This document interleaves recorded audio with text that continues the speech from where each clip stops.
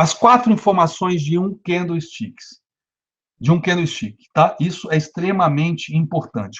Quais são as 4 informações de um candlestick? Primeira informação que você tem que procurar no candlestick: tamanho da sombra.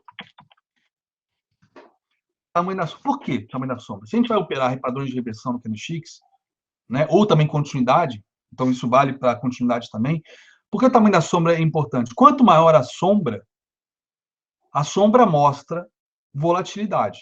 Se a gente tem uma sombra muito grande, significa que em algum momento os comprados fizeram força monumental para subir, fizeram força, levaram o preço para cima, e depois os vendidos devolveram tudo. Quanto maior a sombra, um top tail, uma sombra em cima, quanto maior essa sombra, mostra que os touros subiram o preço para caramba, mas os ursos vieram com tudo e devolveram toda aquela alta.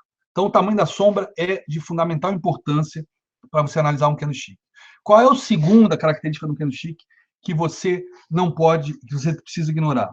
Se é uma sombra, se tem uma sombra bullish, né? Ou bearish, ou seja, famoso, bearish, peraí, faltou i, bearish, tá? E bullish também faltou, bullish já tá o i. Então, beleza. O que significa isso? Se é um top tail ou um bottom tail.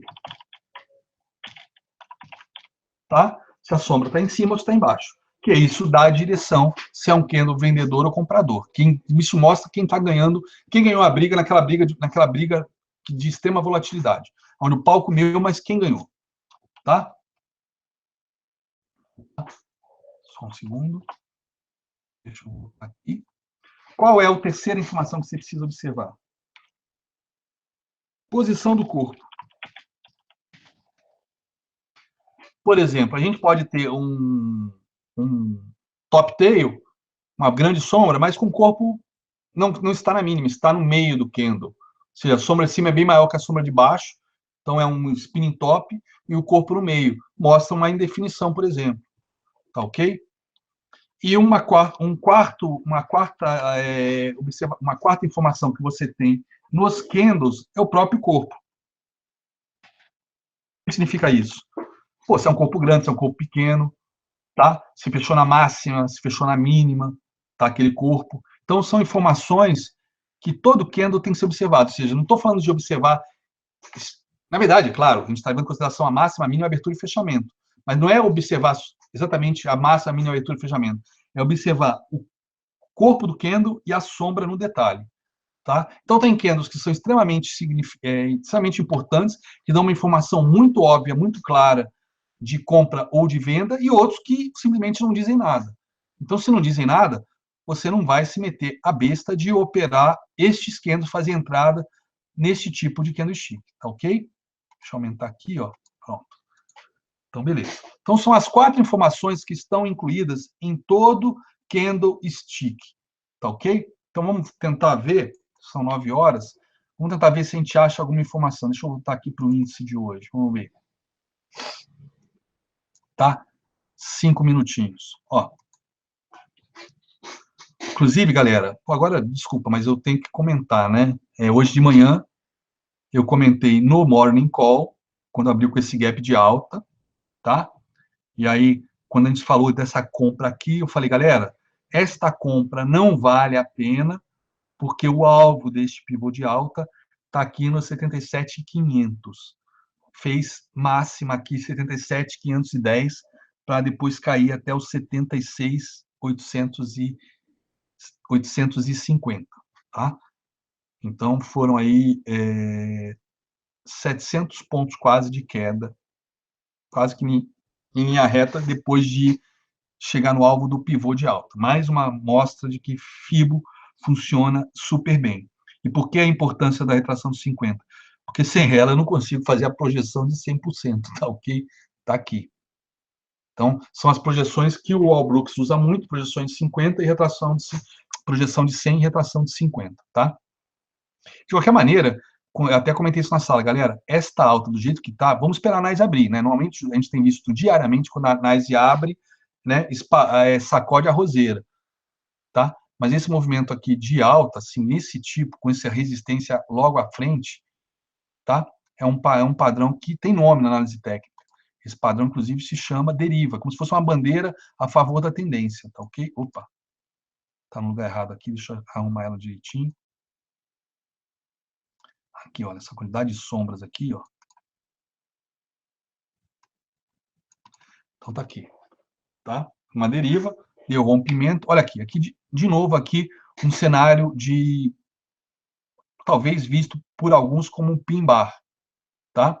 Mas ó, o lugar do corpo está no meio do candle, a sombra de baixo é muito maior realmente, mas está no meio do candle. No momento que o mercado vem para baixo, isso deve ser interpretado como um descanso. Então, que dispara a venda quando perde a mínima, tá ok? Dispara a venda quando perde a mínima. Até porque a gente perdeu, a gente foi no alvo de FIBO, né? A gente espera pelo menos uma ida até a retração de 50. Não sei se é um alvo, né? Que apeteceria todo mundo a entrar, até porque tem o suporte aqui dos topos anteriores, né? Que foi justamente que montou esse pivô de alta, mas acabou que passou reto, deu uma vaca brava e depois foi lá no fundo de ontem, tá? Então, a questão da observação dos candles é justamente, ó, candle fechando na máxima. É só vocês olharem, até mesmo quem quer fazer scalp desse tipo de estratégia, né? Olhar os candles. Todo candle que fecha na máxima, fecha na mínima, dificilmente ele não vai continuar a direção no candle seguinte. Claro que aí que está aí, entra a zona de contexto para se proteger de comprar na máxima de um candle que está chegando numa resistência, está chegando num alvo de FIBO. Aí, claro, vem um bom senso. Mas no meio do nada, no meio do vazio, você vê um candle fechando na máxima, de repente vale a pena você tomar o risco de comprar nessa máxima e botar stop na mínima dele, tá? Eu concordo que isso é muito difícil, muitas vezes eu mesmo já perdi muita operação, mesmo conhecendo esse tipo de estratégia, porque eu sempre penso, puta, eu tenho que botar meu stop técnico, o stop está longe, tá? Mas não é errado botar um trailing stop já na entrada, direto, na mínima do candle, ou seja, entrou na máxima, stop na mínima. Se o candle fechou na máxima. Se é um candle que abriu na mínima e fechou na máxima, melhor ainda. Justamente esse candle que eu estou olhando aqui agora. Abriu na mínima, fechou na máxima, ainda rompeu uma consolidaçãozinha aqui, tá? E a tendência de alta clara, clara.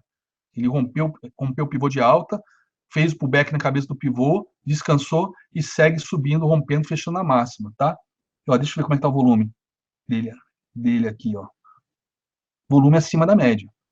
O candle seguinte, inclusive, um volume monumental, aí deu entrada violenta de força compradora e continuou subindo até testar o topo, tá? Aqui no meio do nada, estamos no meio da tendência, pode acontecer de ter uma reversão, de fazer um topo mais baixo? Pode.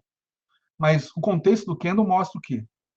Que entrou volume e o candle é um candle de corpo de tamanho grande com uma pequena sombra em cima. Agora, os candles que fecham na máxima são os melhores. Aqui, olha só.